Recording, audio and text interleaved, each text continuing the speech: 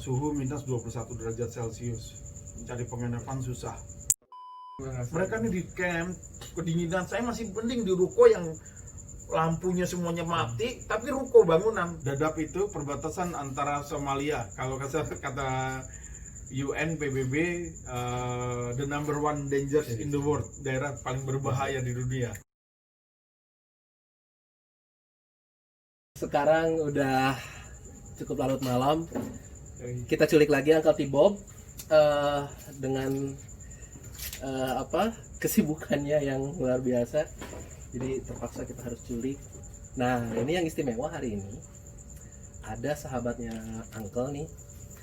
Entah siapa namanya, yang pasti ini gilanya minta ampun. Gilanya melebihi saya. Gilanya melebihi Uncle ya. Wah, gila. Jadi kalau ada orang bilang, gila T-Bob nih. Nah, ini lebih kuadrat. Enggak lah.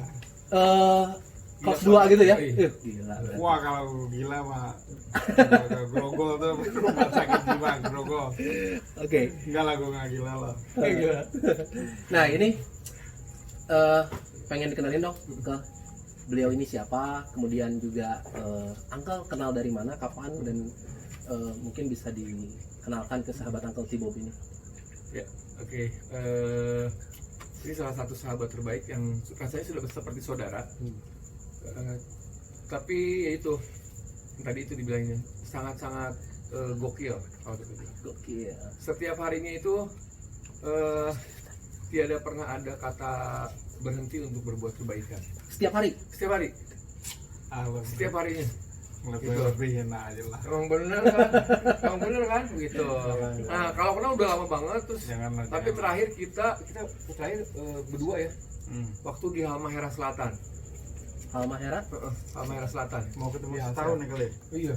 Ya mau Di Halmahera Selatan itu ada gempa yang menyebabkan ratusan rumah hancur. Satu lagi, dia tidak hanya di Indonesia. Tidak hanya di Indonesia. Tidak hanya di Indonesia. Rutinitasnya itu yang sudah pasti itu Palestina sama Suriah. Orang musim dingin, winter yang luar biasa, Mas ya. Ini salah satu guru kehidupan saya. Karena berlebihan lah. lah, kalau berlebihan emang bener. Biasa. Bener kan? Coba sehari ini kemana aja? Hari ini ya itu biasa lah, korban Bakaran. kebakaran Nah, di kemarin? Tambora. Kemarin sama korban Berapa? kebakaran Berarti berapa hari Tambora ke tempat kebakaran? dari Awal kejadian. Nah, Nah kan, makanya gue bilang juga dari awal kejadian sampai saat ini, bahkan yang lainnya sudah mundur, udahan ngebantunya, dia masih tetap bertahan sampai hari tadinya hari Minggu, tapi Senin. Senin Selasa diminta. Mulanya dari apa? Kebakarannya tuh kalau nggak salah hari Senin kalau nggak salah. Senin, belakang. Kebakaran hari Senin itu Nah, langsung betul. Mas Eko langsung turun. Iya. Nah, itu Mas Eko biasanya apa yang ada di dalam benak Mas Eko kalau pas lagi seperti itu tiba-tiba gua turun nih gitu.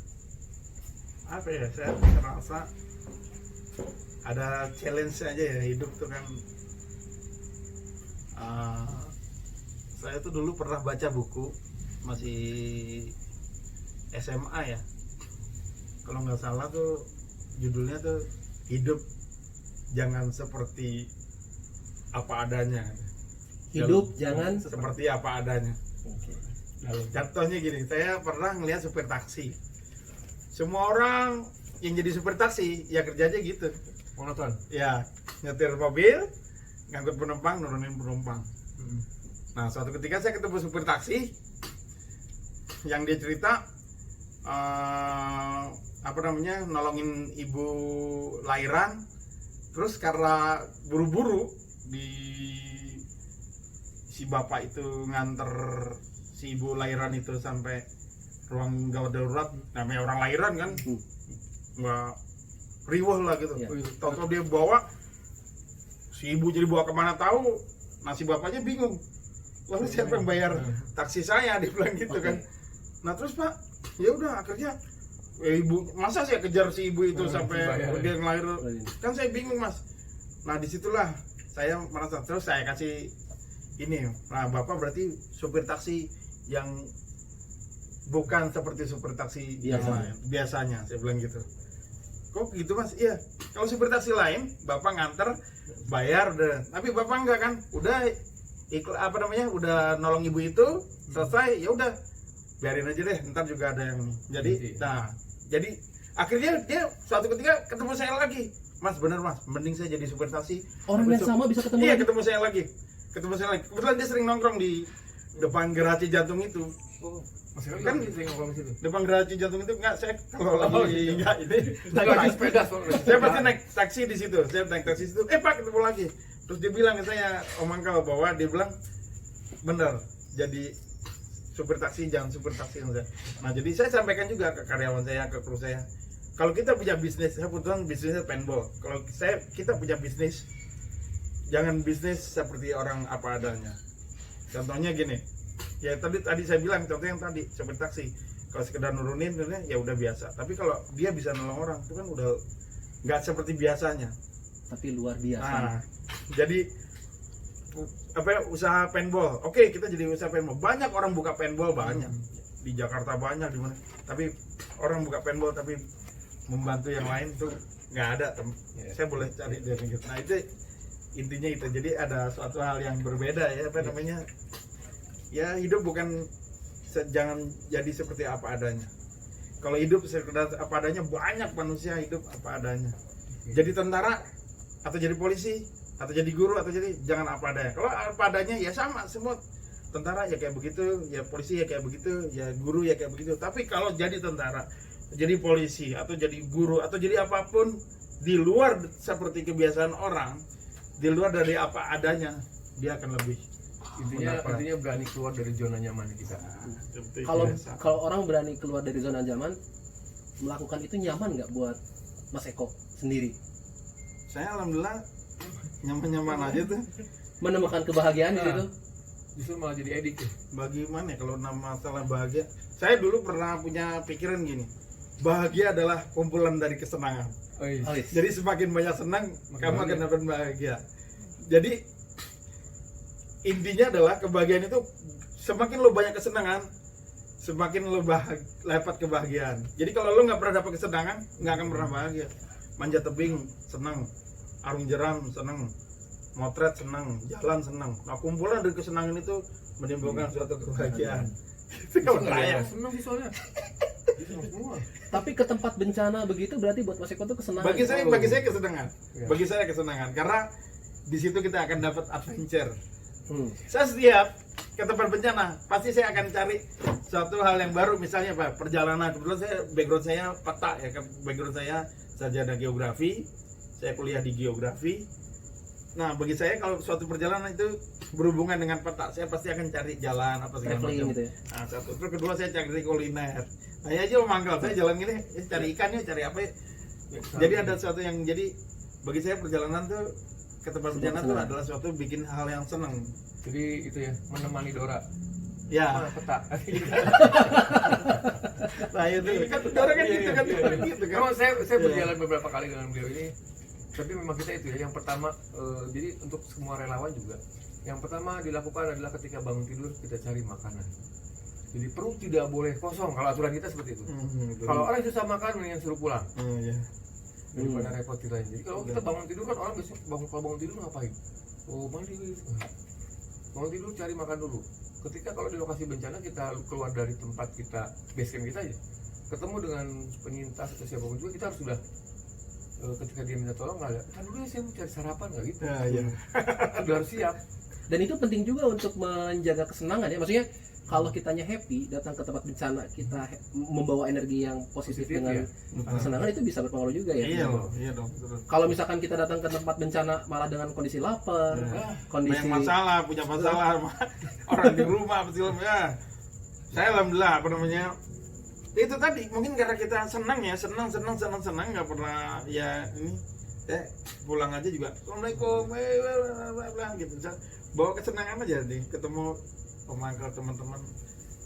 Udah nggak pernah berbicara masalah materi, karena buat kita itu materi itu hanya titipan. Betul. Hanya materi hanya titipan. Jadi kalau Mas Eko tapi ada yang lucunya. Jadi setiap lokasi bencana yang dia pertama nyampe gitu, cari kambing. Cari kambing, cari kambing, sate kambing, cari enggak kambingnya, kambingnya. cari kambing, kita ke masyarakat, tolong masak ini kambing, sembelih kita makan bareng-bareng semua. Itu karena buat kita ada silaturahmi adalah hal yang paling penting. Khusus kambing kah atau misalkan Kalau nggak ada ketemu kambing ayam, ya ayam, apa aja. kalau ketemu ayam ya ikan. Apa ya, pokoknya ketemu yang kita untuk bisa ngumpul bareng-bareng sama masyarakat. Itu supaya kita juga dapat yang tadi itu bermain dengan data, diakhiri dengan data, itu data juga bisa diambil dari situ.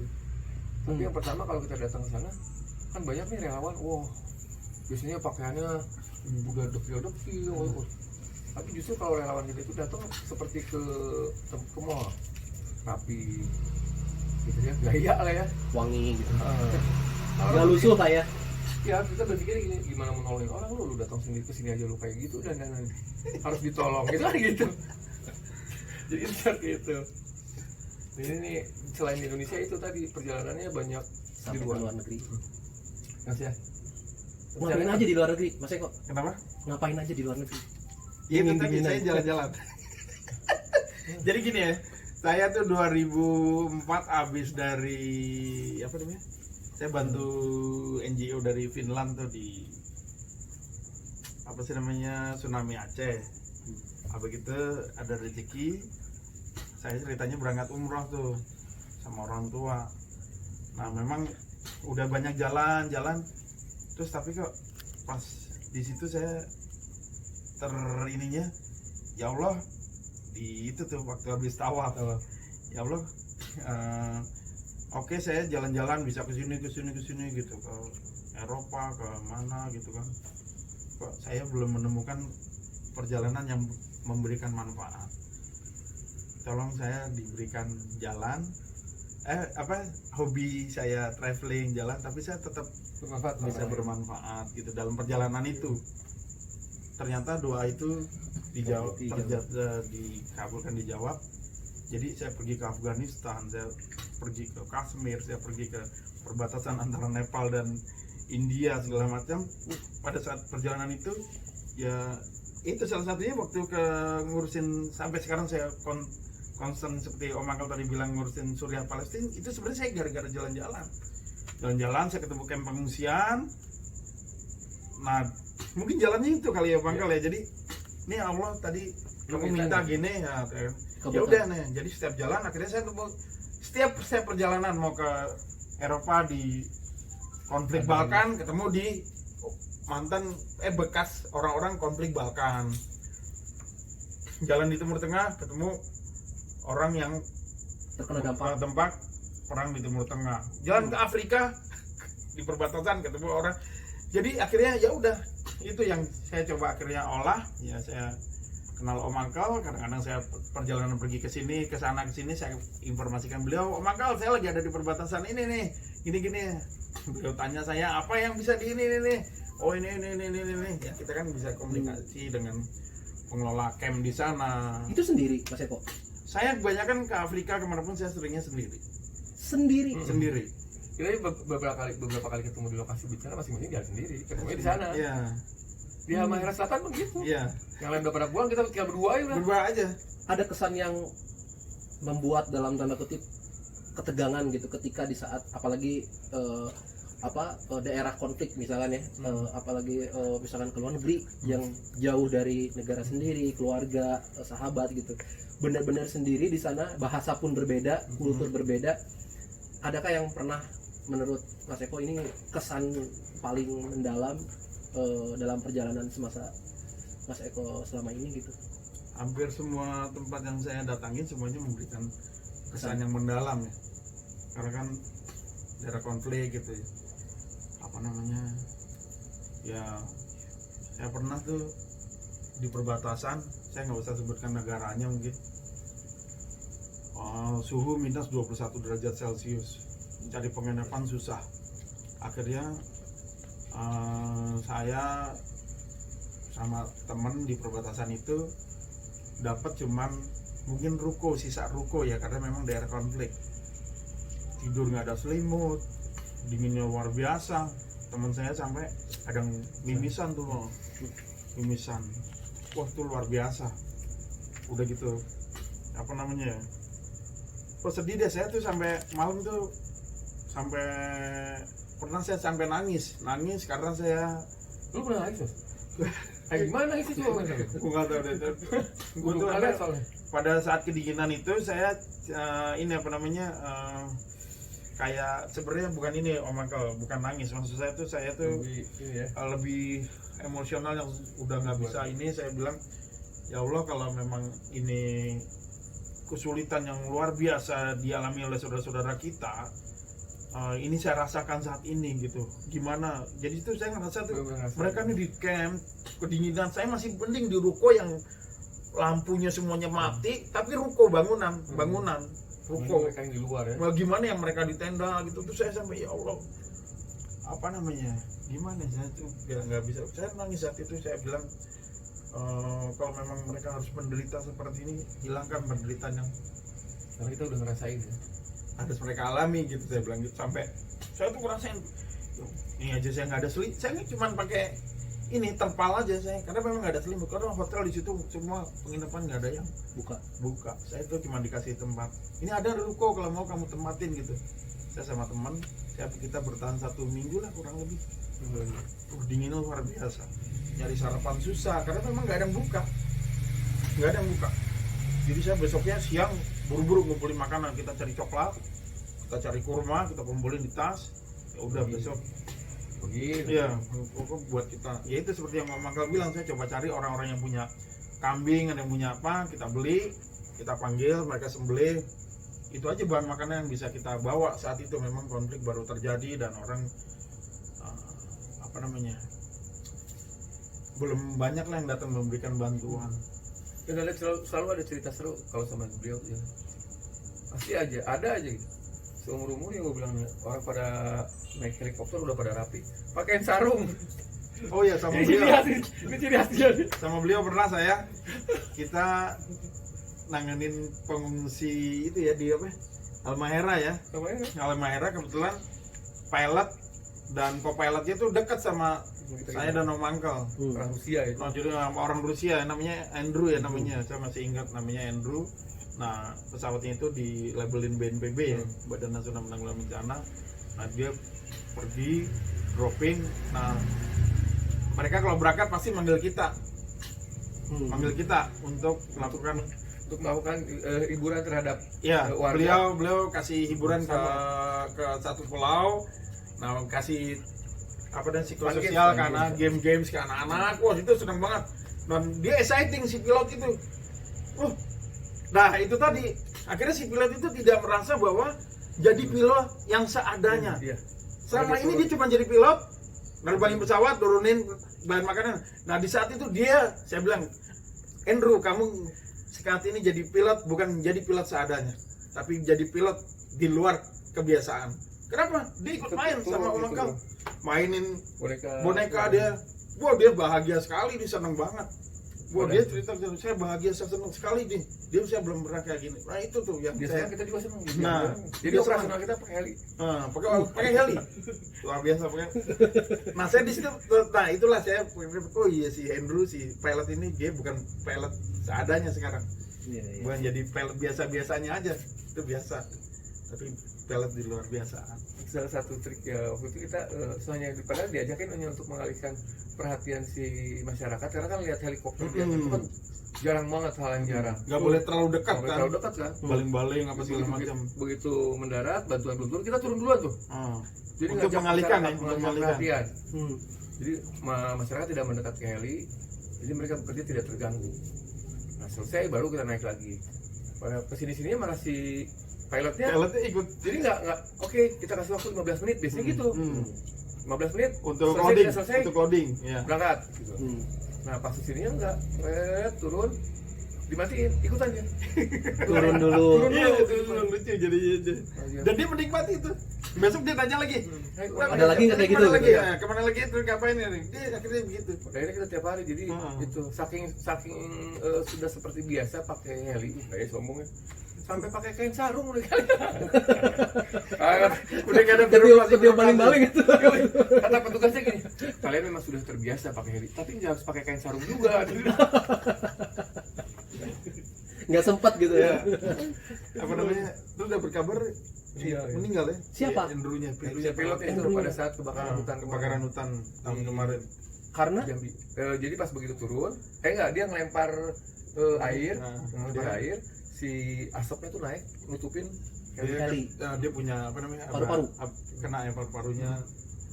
tapi maksudnya selamat dulu, Iya. enggak kecelakaan kan? Enggak. Terus dia dirawat, terus saya dapat kabar Enggak. dia meninggal karena Mas Eko tadi pas waktu cerita soal di luar negeri kayaknya cukup mendalam gitu bagi Jago banget bahasa Inggrisnya. Mas Eko ya tadi ngobrolin Iya, bahasa ada Arab. satu kejadian yang tadi diceritakan gitu sampai -20 bagaimana yang dirasakan oleh para Iya. istilahnya korban ataupun yang terkena dampak dari konflik segala macam. Berarti ada sisi yang memang kita penasaran bagi Mas Eko, apa sih menurut Mas Eko itu arti kemanusiaan gitu, di mata Mas Eko? Kemanusiaan bagi saya adalah fitrah ya kan, kemanusiaan adalah fitrah itu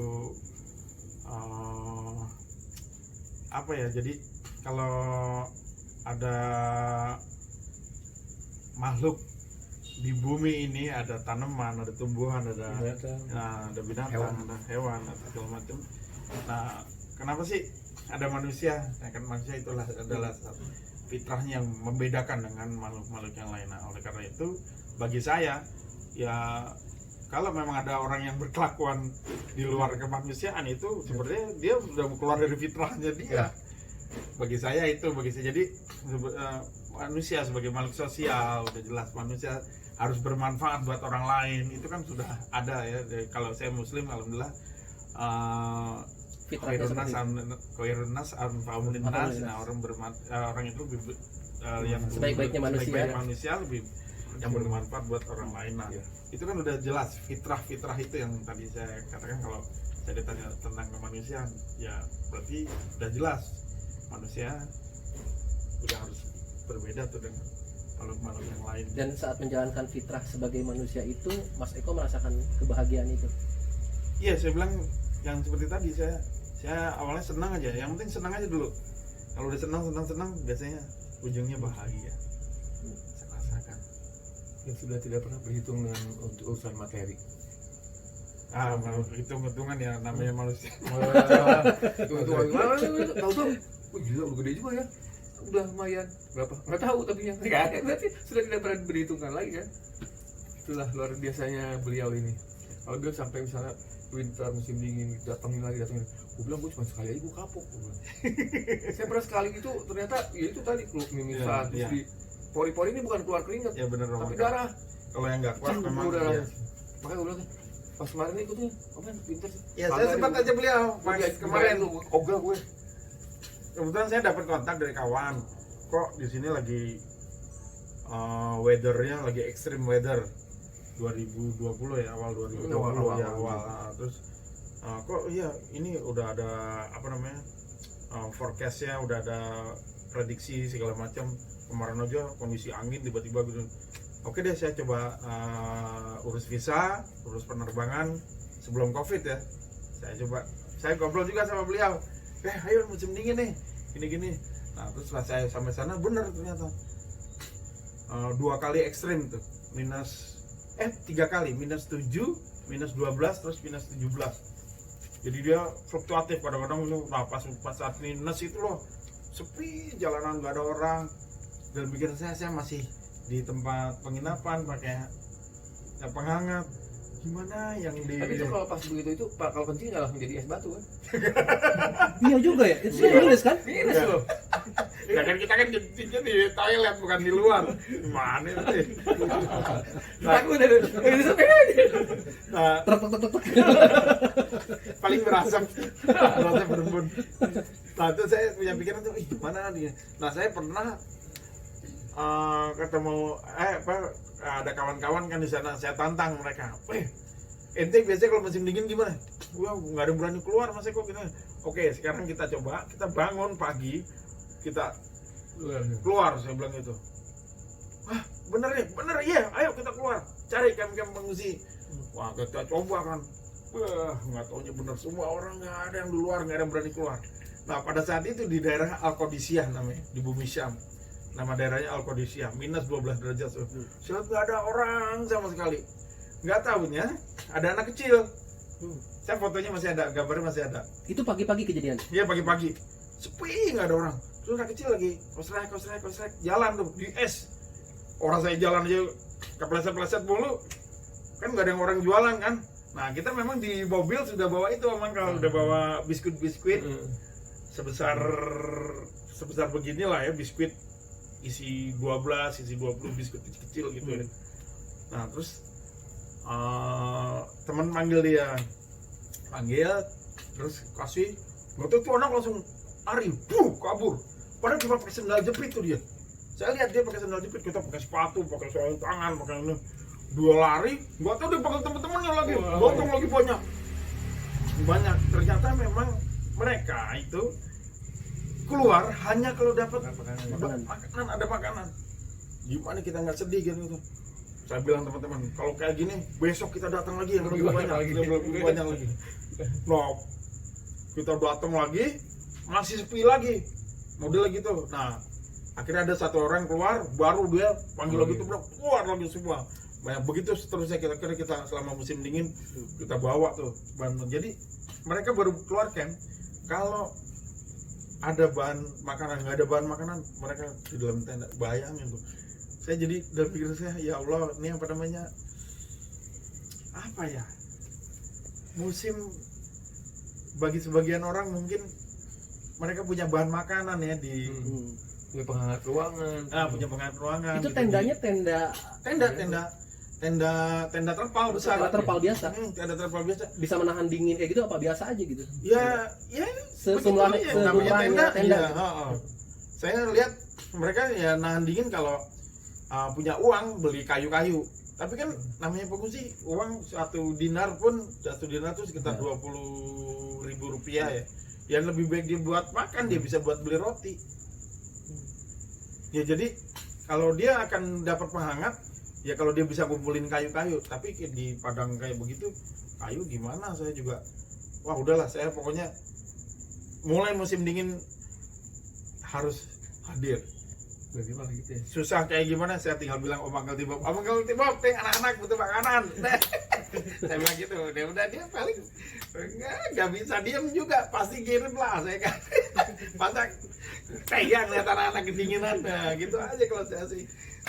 Itu aja saya sebenarnya, saya cuma Tapi yang ngirim daripada gue berangkat. Pernah dapat ancaman, Mas Eko? ancaman apa nih?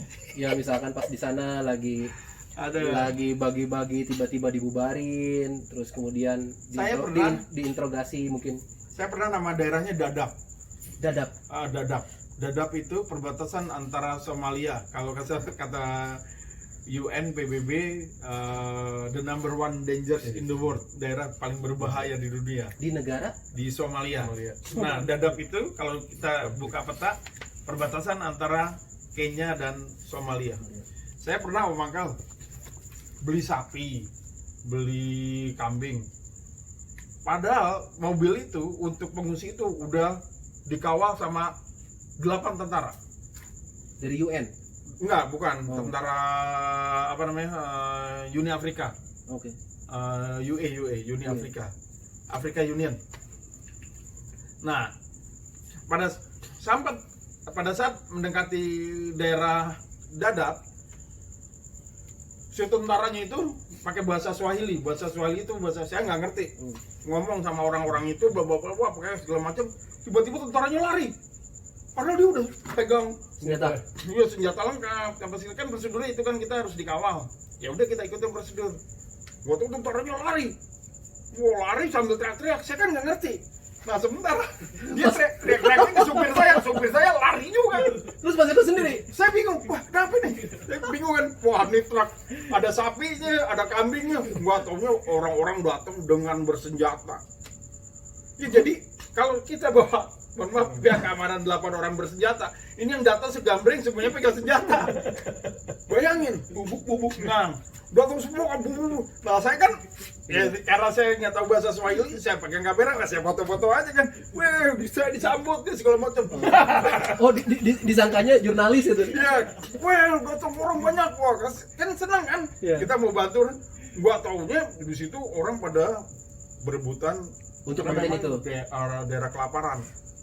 Itu pengungsi semua kelaparan. Jadi akhirnya saya ditarik sama supir truk itu ninggalin truknya, kita pakai mobil Prado waktu itu kayak Land Cruiser gitu, dia naikin, dia yang bawa akhirnya. Terus saya diceritain akhirnya sama supir saya yang supir awal ketemu sama supir yang awal kurang lebih ya 500-an meter lah, muter menggos gitu. Oh, lo ninggalin tamu lo nih gini. Itu truk, ya udah truk biarin aja, ntar kalau hewannya udah diambilin juga Truknya nggak bakal truknya diambil. nggak bakalan dia itu. Nah, jadi dia ambil sendiri.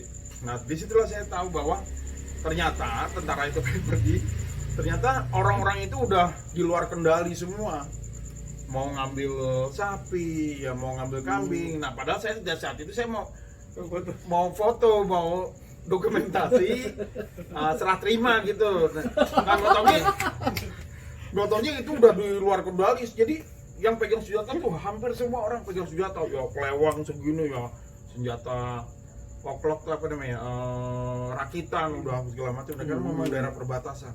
Tapi Mas Eko nggak diapa-apain, nggak ditanya, nggak di... Ya nggak tahu kalau saya tetap di situ ya nggak ditarik sama si supir truk itu bawa mobil, kan mobil Prado saya diam aja. Padahal mobil di Prado itu udah ada lambang senjata coret UDUN di coret itu juga. Tapi untungnya ya nggak ada letusan senjata apa. Begitu mereka datang, banyak kan Iya, kan kalau datang banyak kayak heli waktu kita di Almeida kan orang banyak, udah gua taunya orang itu udah pada beringas. Padahal pembajak semua ya tuh. Iya. Sapi diambilin sendiri, saya dari kejauhan, oh iya benar, berarti dia memang berebutan itu, sapi, kambing, yang bisa ngambil kambing, yang bisa ngambil sapi. Untung nggak ada Yang sembelih di situ. Ya, untung Mas Eko udah keburu ketarik ya. Kalau nggak ada yang mau ngambil kambing, mau ngambil sapi, mau ngambil Mas Eko gitu. Wah, udah nggak tahu, udah saya bilang. Ini juga kata ini ya. Iya. Itu ini apa? Udah nggak ada aspal, jadi makanya mobilnya mobil berpenggerak 4 roda. Pantesan juga ya kayak di film-film Somalia tuh emang Wah, iya. terkenal dengan Jadi film-film. kayak di laut apa namanya? Pembajakan di Iya. laut itu. Waktu yang konflik Sudan sama Sudan Selatan tuh memang itu kayak saya pernah nonton film judulnya Black Diamond apa Blood Diamond deh kalau nggak salah. Itu ngelihat orang beramai-ramai lintas batas di padang gurun gitu, banyak rame anak-anak, ibu-ibu, banyak kan anak-anak ibu-ibu pada pegang barang bantuan, tuh untuk melintas ke suatu negara. Jadi kalau kita ibaratnya mereka tuh pada jalan di jalan tol mau pindah dari Jakarta ke Jawa Barat gitu, ibaratnya misalnya kita tuh dari Jawa Barat ke Jakarta karena di satu daerah itu ada konflik. Itu saya pernah lihat kayak gitu, dan banyak. Terus mereka istirahat, ya udah istirahat di tempat terbuka. Wah, di situ kita apa yang bisa kita bantu deh, beli biskuit, beli makanan, beli minuman, kasih. Wah, itu saya lihat luar biasa. Itu pernah kejadian juga di perbatasan Myanmar sama Bangladesh. Itu saya jam 2 malam juga. Itu melihat begitu juga sama. Wah, pada jalan rame-rame bawa barang apa yang bisa dia bawa deh. Wah, itu saya tuh lihat sendiri kayak di film-film gitu. Dan itu ternyata lihat nyatanya. Itu nyata yang saya pernah lihat itu. Sama. Ya, itulah kehidupannya kita yang bagi sebagian orang, gila dia ngapain sih gitu. Iya. Iya, kadang-kadang orang juga gitu, ngapain? Lu orang gak bingung kalau ditanya begitu. Kayak orang kan begitu ada bencana, orang malah pada kabur, lu malah pada disamperin. Kalau orang lu kan berarti udah nggak normal. Orang ada konflik, orang ngindarin. Ini datengin. Nggak tahu ya kenapa ya, kita juga kalau ditanya ntar klise lagi jawaban. Tapi memang begitu. Ya makanya itu, mungkin tadi yang kita coba tanyakan ke Mas Eko, sisi dari kesenangan itu terakumulasi, salah satunya mungkin di situ dan akhirnya jadi kebahagiaan sendiri buat Mas Eko gitu. Bentuknya traveling yang lebih menantang gitu. Travelingnya plus, jadi bukan hanya pijit yang plus. Alasan konotasinya Enggak kan, tapi kan lebih enak kita kan gitu kan, daripada pijit plus gitu. Begini maksudnya mijitnya. Iya. Plus ya. Iya benar tuh. Mas Eko, kalau bicara tentang relawan, kan banyak nih sekarang ini fenomena ya, orang-orang apalagi kondisi sedang seperti ini, semua ingin menjadi relawan ingin menjadi relawan. Nah, dari kacamata Mas Eko gitu, apa yang mau disampaikan untuk mereka gitu? Misalkan, oke, bagus menjadi relawan, tetapi kita juga harus begini. Ada nggak sih pesan-pesan ataupun himbauan dari Mas Eko gitu untuk teman-teman yang lain yang ingin mempunyai niat yang baik gitu? Apa ya? Ya kayak kata Om Angkel tadi, ya siap-siap gila aja, bukan gila ya, maksudnya gini, apa namanya? Teman-teman udah punya niat, bagi saya jangan pernah ada halangan. Kita nggak ada apa ya, udah punya niat aja udah baik. Pasti ada jalannya. Jadi nggak usah jadi relawan tuh harus bisa begini, misalnya harus bisa begini. Saya pernah ketemu ibu-ibu ya, Mas saya nggak bisa nggak bisa ngangkat mayat, nggak bisa nyari mayat, nggak bisa nyari orang apa segala macam. Tapi ya ibu ngaretin bungkus nasi aja, ibu udah bisa membantu yang lain, karena mungkin teman-teman yang lain nggak sempat untuk bisa ngaretin nasi bungkus gitu. Jadi ada hal-hal simpel yang nggak perlu terlalu ribet untuk menjadi yang jadi untuk jadi relawan. Nah saya kadang-kadang saya pernah ya waktu banjir Jakarta, banjir besar itu saya dari pagi waktu jebol pintu air jebol di Latora Harhari, kebetulan saya mau ke arah SMA 3 Jakarta, terus lihat air tuh jebol ke Menteng. Nah pas gitu saya lihat ada petugas di Kali Ciliwung cerita itu jebol itu akan banjir tuh bundaran HI.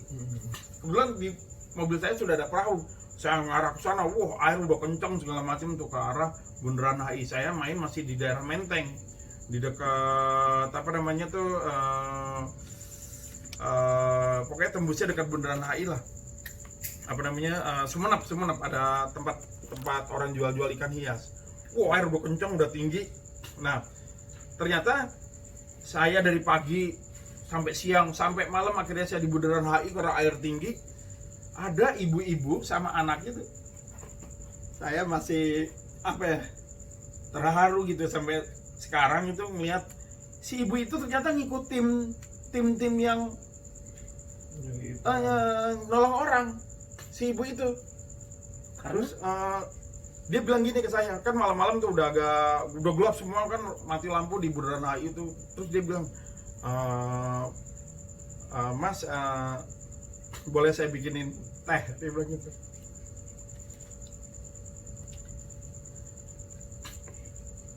Memang simpel ya, malam-malam itu kita dikasih teh, tapi luar biasa itu. Beda ya? Iya, beda banget. Karena udah dingin, kita dari pagi terus dikasih teh. Terus ibu teh dari mana? Itu mobil saya. Dia pakai mobil Avivi, saya ingat. Dia pakai nampan, dia bikinin teh banyak buat relawan. Saya bilang, ibu emang niat bikin? Enggak, kan ngobrol, dari situ kita ngobrol. Namanya siapa Mas Eko? Saya nggak tahu namanya, tapi ibu itu pakai kerudung. Saya ingat pakai kerudung coklat, warnanya kerudung coklat. Saya masih ingat triknya banget. Dan ibu itu sama anaknya. Anaknya masih kecil apa udah? Ya SD lah. SD. Dia bikinin teh itu, terus dia kasih itu ke relawan. Dia bilang gini ke saya, kalau teman-teman dari pagi siang apa segala macam nggak ada yang ngasih makan minum kan, siapa yang mikirin relawan gitu. Nah berarti saya tadi pertanyaan di awal itu, saya tuh nggak perlu yang kayak kita bawa perahu terus ngevak orang apa, tapi hal yang kayak begitu aja itu saya sampai sekarang saya teringat tuh. Coba dia lihat di sejarah kita Jakarta waktu bendungan Latora Harhari jebol. Waktu itu kalau nggak salah Pak Jokowi masih baru jadi gubernur waktu itu kejadian. Salah satu bank itu banyak yang UEB juga. Itu banyak loh orang ada loh orang kayak gitu yang orang nggak tahu tuh. Ternyata ibu itu merhatikan dari siang. Dia nyetir sendiri. Iya, dia nyetir sendiri. Dan memang dia jauh, air dari jauh. Cuman dia merhatikan nih orang-orang kerja, siapa yang merhatiin, Nah terus saya bilang bagi saya itu relawan sejati tuh, ibu itu luar biasa. Dari siang dia tungguin dia malam tuh dia bikinin teh. Wah luar biasa tuh rasa enaknya tuh. Badan kita lagi dingin masih pakai pelampung basah-basah dikasih teh hangat. Saya masih ingat sekali tuh dekat bundaran. Nah itu saya melipirin perahu itu dekat kedutaan Jerman. Saya masih ingat ada datang ibu-ibu. Mudah-mudahan ibu-ibu itu ketemu lagi deh. Ya, Buat jadi panjang kan umur. ya mudah-mudahan Banyak umur buat ibu-ibunya. Ya, amin. Buat ibu-ibu entah siapa namanya, Iya, kita betul. sebut saja hamba Allah ya. Ya, Mbak Allah tuh. Kita sebut Luar saja biasa. Mawar. Ya. Saya tuh bener banget. Apa tadi pertanyaan gimana jadi? Ya itu simpel tuh, ibu itu ngelakuin hal-hal yang seorang teman-teman relawan Kalau kadang kasarnya, begini. Kalau bikin teh kayak gitu kan Iya. harus orang kaya dong. Betul. Ya, tidak harus Betul. menunggu kaya untuk Nah. bisa berguna. Betul. Betul.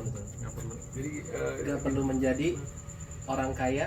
untuk bisa berguna, Untuk bisa untuk berguna. membantu sesama, apalagi yang dibantu ini relawan yang membantu orang lain. Jadi kasarnya kita bantuin orang lain nih, wah disebutnya kan pahlawan segala macam. Nah gimana yang bantuin pahlawannya? Nah, Siapa dia gitu kan? betul. Pasti dari Itu kita. luar biasa tuh. Dia buka kap belakang, nggak taunya dia ada termos. Termos. Dia bikinin tuh teh buat relawan-relawan yang Walaupun dari padahal ya, Iya. misalkan hanya sekedar teh, tapi sangat Iya. Luar biasa. wah, luar luar biasa. biasa. Nggak ada yang mikirin itu. Jarang-jarang ada orang yang mikirin relawan. Kalau ada pengungsian pasti gimana pengungsi kabarnya? Iya. Oh, kita juga relawan manusia gitu. Iya, Karena betul. suka begitu kan? Iya, iya. Tapi ya itu karena relawan dianggap superhero, Iya. ya terimain aja udah deh, nasib lu. Iya. Nah, itu juga salah satunya kalau jadi relawan ya harus sabar, harus ya siap. Ikhlas dong, Mas. Iya, ikhlas lah udah. Insya Allah. Gitu. Tuh. Menarik sekali. Pada akhirnya saya melihat Anda meneteskan air mata. Terbukti hanya karena segelas teh saja gitu. Padahal kalau dia uangnya hilang berpuluh-puluh juta tidak menangis, tapi begitu menemukan Enggak segelas lah. teh aja. Enggak lah. Terkadang sedih itu ketika melihat kebaikan ya, Mas Ya Jono. betul. Waktu ini di Halmahera waktu itu saking excitednya main Bentar, dengan anak-anak. kabur dia bermain dengan excitednya, pasti hilang kantong. Tapi santai sama gitu kan. Kalau memang itu milik kita pasti balik. Balik lagi. Bayang dong di kantong itu ada 30 juta, 38 juta. Jadi kita 38 juta dan hilang tak hilang. Tapi pas bilang kalau memang miliknya pasti nggak balik lagi dulu ya. Begitu nggak lama iya benar. Ketemu di Dianterin. ada yang nganterin. Ada yang nganterin. Si ibunya itu nemu katanya nemu tas, tapi diselamatin sama dia, ditaruh lah. Pas begitu sampai di rumahnya, dia mau lihat ada KTP atau apa. Begitu dibuka uangnya pada loncat, dia kaget, si ibunya masukin lagi. Dia ditaruh di kolong ranjang. Karena memang uang yang saya bawa itu kan dapat informasi ya Mangkal ya bahwa Halmahera itu kan pulau-pulau Ya terpisah-pisah. terpisah-pisah, akses Pulauan. ATM sulit Betul. apa segala macam ya. Jadi mau nggak mau kita prepare money, prepare uang semua saya satu dalam satu tas ya, karena memang kita pola pergerakan dan transportasi yang menggunakan heli ya, kita harus cepat bergerak segala macam. Nah saya ada hilap langsung tinggal. Tapi pas begitu dapat, Lucu tuh. pas begitu ketemu, refleks aja. Cari kambing, gitu, cari kambing. Wah, datang lagi. Oh, itu foto kami juga ya? Iya betul Oh, iya. kambing. Yang sama anak SMP itu. Iya iya iya.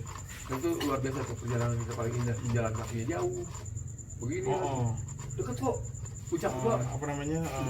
gunung gua. Camp pengungsian mereka ya di atas ya. Di atas gunung. Banyak ular lagi. Banyak ular, wih, ngeri. Nah, kita bilang. Itu Oh iya, adventure tuh luar biasa.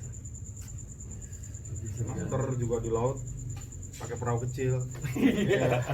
Luar biasa. perahu yang kecil segini. Perahu segini kecil, ombaknya besar kan. Halmahera tahu sendiri. Iya. Tahu. Dan pada akhirnya saya merasakan tengah malam kecebur tengah laut. Ketemu nih, oh iya ketemu. Bahasa guling. Segitu gua pakai kapal gede. Pakai kapal gede. Nggak tahu ya itulah mungkin apa? Disuruh menikmati perjalanan. Begitu balik, dos di kapal balik semua kan, wah, Bosol semua. begitu ditanya siapa yang bisa berenang? Saya bawa tim 8 orang. Waktu itu titipan salah satu kementerian yang aku sebutin ya, 8 orang. Pas begitu bayar cebur, ditanya dong, siapa aja yang bisa berenang? Kalau ada ngacu, wah, Akhirnya diikat dong 8-8 yang sini. Hah? Oh iya. Ke ankle semua? Iya, ikutin ya, ikutin. Untungnya ada pulau kecil itu, nggak tahu gitu. Wah, alhamdulillah ada pulau. Tapi agak aneh nih gue bilang, kayaknya nggak ada kehidupan. Tapi coba masuk. Udah nggak tahu ya, pulau isinya cuma penyu doang. Astagfirullah. Emang di sana pulau-pulau tapi indah-indah, cakep-cakep ya. Iya pasti benar. Halmahera ya. Cakep. Aduh, itu untung aja si handphone yang lain udah mati, yang gue untung bertahan. Yang sempat basah itu kan. Iya, makanya kalau untungnya pakai handphone mahal nih. Yang lain mati handphone. Punya kita doang yang nyala. Itu perjuangannya. Mas Eko ini terakhir nih. Hmm. Achievement apa atau keinginan apa yang memang selama hidup Mas Eko tuh belum Mas Eko merasa ini saya belum mencapai ini dan ingin dicapai oleh Mas Eko. Tadi gua kan belum apa titik capaiannya, gua belum meninggal, belum ketemu Allah. Tapi jangan dulu, gitu. Soalnya masih kurang. Pahalanya masih kurang. Kalau Mas Eko apa deh ya? Mas Eko apa nih? Ya apa ya,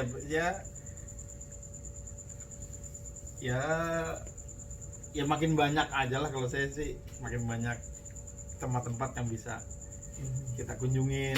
Ya. Berarti makin banyak tempat-tempat yang bisa kita berbagi, makin banyak tempat-tempat yang bisa kita datangin, yang bagi orang nggak datangin tapi kita datangin. Ya kita bisa berbagi buat orang lain kan gitu. Bukan berarti berharap tempat itu bencana ya. Ya betul. Tapi pasti di satu tempat nggak semuanya orang di situ ada kesenangan, Betul. kenikmatan apa.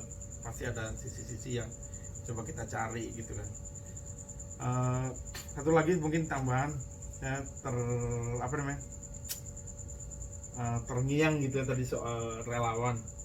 Saya pernah punya teman itu di perbatasan Aleppo, Angkel. Aleppo. Di daerah Kilis Kobane. Iya. Namanya Abdurrahman Wahid. Saya masih ingat tuh. Abdurrahman Wahid. Bukan Your name itu. same Like like president, my Iya. president. Saya bilang gitu. Iya. Dia namanya Abdurrahman Wahid, saya ingat sekali. Persis Nah, banget. nah, si Abdurrahman Wahid ini waktu saya datang dari Istanbul, saya terbang ke daerah situ, dia nganter saya, sering dia nganter saya gitu ya, pakai mobil. Dia tuh kayak supir aja. Saya pikir si Wahid dipanggil siapa? Panggilnya Wahid. Si Wahid ini driver saya gitu. Wahid, saya mau beli ini nih apa namanya food packet for the refugees. Saya bilang gitu. How many packets? Saya bilang gitu. Ya saya bilang mungkin 100, 200, 300. Di mana saya beli? Ayo, dianterin tuh dia. Jadi saya dapat kontak dia dari teman saya di Istanbul. Kok kalau kamu nanti terbang ke Kilis Kobane, ada pengungsi-pengungsi di sana, kamu nanti ketemu namanya ini. Nanti di pesawat dijemput sama dia gitu kan, kita janjian dia. Nah, dari penjemputan itu saya hanya mikir dia adalah seorang driver. Pokoknya, kok lo mau kemana? Pagi dia udah di tempat penginapan saya, kok lo mau kemana? Diantar sama dia. Dari saya darat di airport juga dijemput sama dia terus gitu. Nah, saya pikirnya dia adalah seorang driver. Ternyata setiap belanja saya belanja di suatu tempat di toko gede gitu, dia antar saya, dia selalu bilang, udah bayarnya nanti. Berarti Mas Eko nggak bayar? Nggak bayar. Nanti catatannya ada. Nanti aja. Saya bingung. Kalau di Indonesia kita belanja gitu di Lotte Mart, di Carrefour. Sorry saya sebutin ini. Ya kan pasti kita bayar kan. Habis sekian banyak barang yang kita beli banyak loh buat truk-truk. Baru kita langsung bayar kan. Ini nggak. Udah nanti. Nah begitu saya mau pulang ke Indonesia, tagihannya saya minta ke dia. Terus udah kita datengin lagi aja tempatnya. Nah, datengin tempatnya semuanya struknya ada tuh. Hari pertama, hari kedua saya totalin kan semua. Terus dia pergi. Saya tanya sama yang notalin itu. Udah lama kenal Wahid, kata si kasir yang itu. Oh enggak, saya baru kenal ya sekitar 2 minggu lah dia jadi supir gue. Saya bilang gitu. Jadi my driver, dia bilang gitu. Terus kata dia, oh iya. Emang kenal sama Wahid? Iya, saya karyawannya dia. Wah, saya kaget lagi. Kok karyawan? Maksud lo? Iya, ini supermarket dia yang punya. Padahal tahu nggak supermarket saya gede apa? Itu supermarketnya segede Carrefour, segede Lotte Mart, segede Transport gitu gede. besar gudang ya. Iya buku gede gitu. Terus saya tanya lagi, kamu yang benar, bercanda kamu? Enggak, benar, ini punyanya dia. Dan dia punya begini ada 4 selain di perbatasan di Kiriskobane. Juragan. Dia ada di Sultan. itu yang Sultan. Nah itu pelajaran yang saya ini bawa. Tapi dia baik ya. Nah, Low profile. coba di Indonesia tahu ada nggak orang Begini. jadi pengusaha Pengusaha luar kaya. biasa, tapi dia kayak jadi supir biasa, terus Servis tamu, nah, ya. servis tamu segala macam, dan ininya dia kayak orang geblek kan.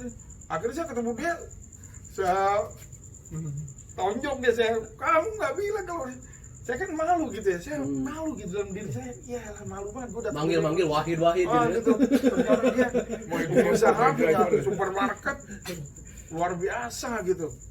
Ini jadi my driver lagi loh. Wah udah nggak. Saya yang nyetir aja deh. Saya yang nyetir aja gimana Gua gitu. asli saya gue malu banget, gue ngeliat udah ngeliat dia akhirnya deh, kayak ibaratnya kayak balon tuh udah baik lo kerjain gue. Nah itulah, jadi saya dapat pelajaran dari seorang Wahid.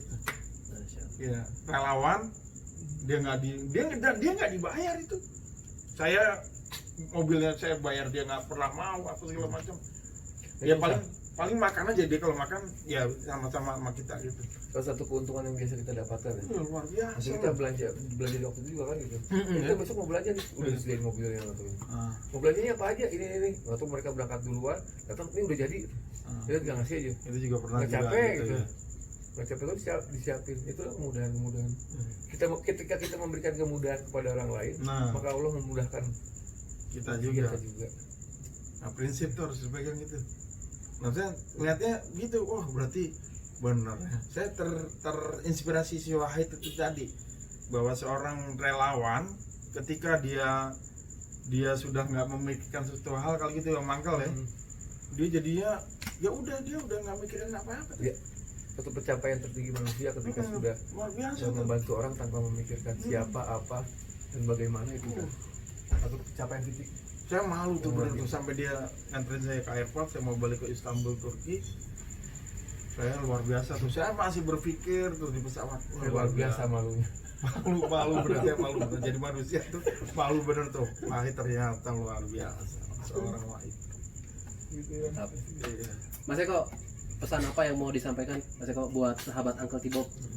Pesannya ya apa ya pesannya? Tetap menggila ya. Ya tetap semangat, tetap bermanfaat, tetap sehat, kan gitu ya. Iya. Jadi kalau kita sehat, kita punya semangat, insya Allah kita tetap bisa bermanfaat. Bermanfaat, apapun aja bermanfaat lah. Nggak bisa kasih makanan, kasih minuman. Nggak bisa kasih minuman, kasih senyuman. Masya Allah. Ada lagi gitu. Kasih, Nggak bisa kasih makanan, kasih minuman. Nggak bisa Iya. kasih minuman, kasih kasih senyum. senyuman udah. Kalau nggak bisa senyum juga cium. Iya. Berarti selalu yang mengingatkan saya setiap harinya itu. Iya, Ayo kita berlomba-lomba. Sama-sama. Ayo berlomba-lomba dalam kebaikan. Coba saya kalah mulu nih dia Oh, kan. bisa aja. Iya. Tahu dia udah tahu udah ngasih orang aja, wah gua nggak diajak deh kan. Sama kemarin juga begitu ya. Enggak lah. Pas tabiku khairat Ya, ya. jadi Lomba-lomba. lomba-lombaan aja gitu, lomba-lomba. Tahu dia udah ngasih orang ini aja, wah gue nggak keduluan lagi.